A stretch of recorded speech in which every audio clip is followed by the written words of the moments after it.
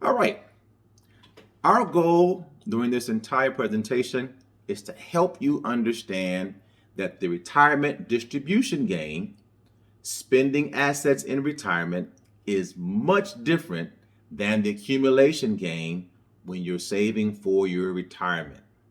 Chances are you've been in the accumulation gain or the accumulation phase of life for several decades, and you've been working hard trying to save your hard earned money, and hopefully your accounts have grown. But now, as you enter or prepare for retirement, you're in an entirely different phase, which is called the distribution phase. The distribution phase has new, strange rules that can catch people off guard.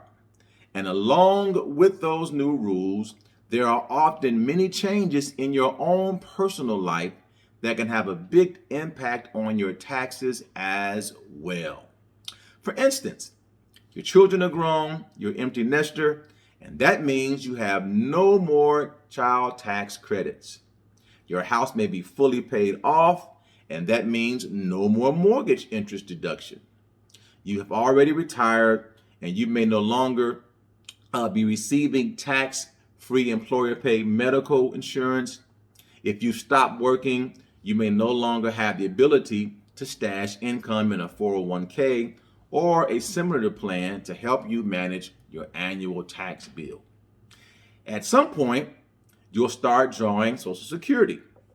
And sooner or later, when you reach age 72, you'll have to start taking those required distributions or RMDs from your retirement accounts. The list of changes goes on and on. Many aspects of your retirement will affect how your tax bill is taken care of in ways totally different from your working years. Understanding what these are and how they can impact you is absolutely crucial. So, that brings us to a simple statement about the problem we're here to discuss today. Simply put, people often pay more taxes in retirement than expected because a confusing system treats various income types differently and contains hidden taxes and penalties. In the accumulation phase or your working years, people build their assets in different ways, or different ways and forms, such as in stocks, bonds, real estate, pensions, 401ks, IRAs, and there's even more. Now, in the distribution phase or your retirement phase, your regular wages stop coming in.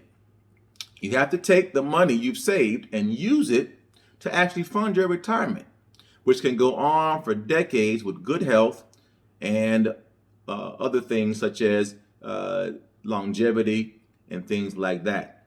Now, that can be challenging because you'll need to make informed decisions about the tax implications of tapping different accounts, and it could be very costly.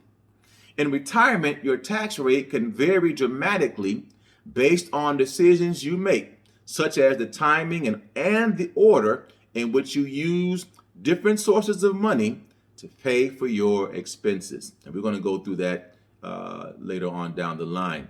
And so the thing is, poor choices through misunderstandings or ignorance of the rules can result in people paying more in taxes than is absolutely necessary. I don't know about you, but I don't want to give Uncle Sam more than I should, more than what is fair. And so as a result, many people see their savings drop much, much faster, and that could mean less to leave to your beneficiaries, your children, and your grandchildren. Of course, we don't want that to be you, and the fact that you are here means to me that you are willing to work towards a solution, which is an important first step. All right. So, because your tax exposure will change throughout your 4 stages of retirement, You will need a strategy that anticipates both traditional taxes and possible taxes, surcharges, and penalties related to your Social Security, Medicare, and other income sources. That means you'll need an informed and proactive plan that addresses how you create your income in retirement. My goal here is to introduce you to the major aspects of such a strategy and show you the challenges we all face, and then explain what makes up a workable solution to our retirement tax problem. All right, the first step is to develop an understanding of the types of taxes you may face. What do I mean by taxes? I'm talking about all the costs that can increase as your income does, including some that aren't actually called a tax. Now, to me, if your cost goes up as your income rises, it's a tax in my book. You also need to understand the retirement expenses you'll face, and you'll need to create a strategy that will help you decide which of your assets to tap into first, how much you should be taking from those assets, and when those distributions should occur. Because getting this part right will help you pay as low a tax rate as possible. Before we go on, here are our 4 stages of retirement that we're going to talk about. These are rough ranges and descriptions. Your experience may differ from this. This is just a framework for discussing our topic. First off, though, I have a question for you. Think about this. If you're working, what day of the week do you do most of your errands, such as your shopping, your running around, things of that nature? I'll give you a second to think about that. What day of the week do you most do those things? Most likely, you've answered Saturday. Well, guess what? When you retire, every day is going to be Saturday. All right, these are the 4 stages. First, there's pre-retirement. The final work and save years, and that age bracket is between ages 50 to 60. Next, the early years of retirement, which are between the ages of 60 and 70. And this is called the go-go years. People often have grand plans for this time.